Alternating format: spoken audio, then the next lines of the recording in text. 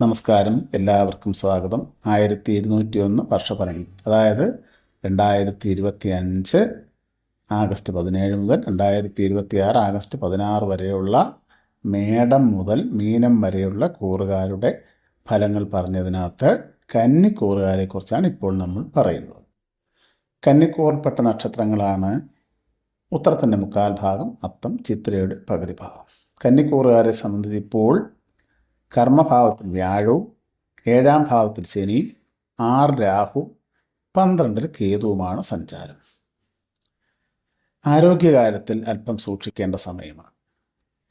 വിഷഭയം, നരമ്പ് സംബന്ധമായ ക്ലേശങ്ങൾ, കഫസംബന്ധമായ പീഡകൾ, വാതാതി രോഗങ്ങൾ ഇങ്ങനെയൊക്കെ വരാം. അതുപോലെ വാഹനമൊക്കെ കൈകാര്യം ചെയ്യുന്നവർ, പണപരമായ ഇടപാട് നടത്തുന്നവരൊക്കെ വളരെ സൂക്ഷിച്ചു വേണം കൈകാര്യം ചെയ്യേണ്ടത്. പക്ഷേ കർമ്മഭാവത്തിലുള്ള വ്യാഴത്തിനെ സംബന്ധിച്ച് തൊഴിൽ രംഗത്ത് വളരെ അഭിവൃദ്ധി ഉണ്ടാവുകയും ചെയ്യും.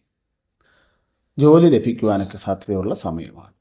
ഗവൺമെൻറ് സംബന്ധമായിട്ടായാലും അല്ലാതെയായാലും സാമ്പത്തിക ഉന്നമനമുള്ള കാലവും കൂടിയാണ്.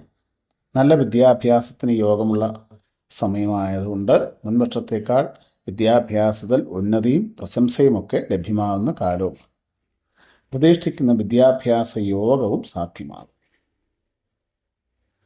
ബിസിനസ്സുകാരെ സംബന്ധിച്ച് വിദേശത്ത് നിന്നായാലും ഏത് രീതിയിലായാലും സാമ്പത്തിക അഭിവൃദ്ധി ഉണ്ടാകും. പക്ഷേ പ്രതീക്ഷിക്കാത്ത ചെലവുകൾ വരാതെ വളരെ സൂക്ഷിച്ച് വേണം കൈകാര്യം ചെയ്യുവാൻ. ഗൃഹനിർമ്മാണത്തിന് നല്ല സമയമാണ്. ഭൂമി വാങ്ങിക്കുവാൻ നല്ല സമയമാണ്. ബാധ്യതകളൊക്കെ തീർന്നു കിട്ടുന്ന കാലമാണ്. മെച്ചപ്പെട്ട തൊഴിൽ ലഭിക്കുന്നതിനോടൊപ്പം തന്നെ വിദേശത്ത് പോയി ജോലി ലഭിക്കുവാനും സാധ്യതയുണ്ട്. ഇൻ്റർവ്യൂകളിലൊക്കെ പാസ്സാകുവാൻ സാധിക്കും. പുതിയ സംരംഭങ്ങളൊക്കെ ആരംഭിക്കുമ്പോൾ കുറച്ച് കൂടുതൽ ശ്രദ്ധ കൊടുത്താൽ മതി.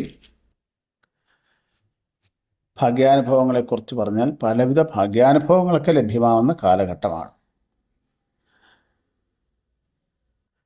ഏതായാലും കന്നിക്കൂറുകാരെ സംബന്ധിച്ച് കുറച്ച് മാനസിക ശാരീരിക വിഷമങ്ങളൊക്കെ ഉണ്ടാകും എന്നതൊഴിച്ചാൽ പൊതുവേ എല്ലാ കാര്യത്തിലും കൂടുതൽ അഭിവൃദ്ധി തന്നെയുള്ള സമയമാണ്. കലാകാരന്മാരെ സംബന്ധിച്ച് വളരെ നല്ല സമയമാണ് കന്നിക്കൂറുകാരെ സംബന്ധിച്ച്. ഏതായാലും ശനിദോഷ പരിഹാരങ്ങളൊക്കെ ചെയ്യണം. നവഗ്രഹ പൂജയൊക്കെ നടത്തുക.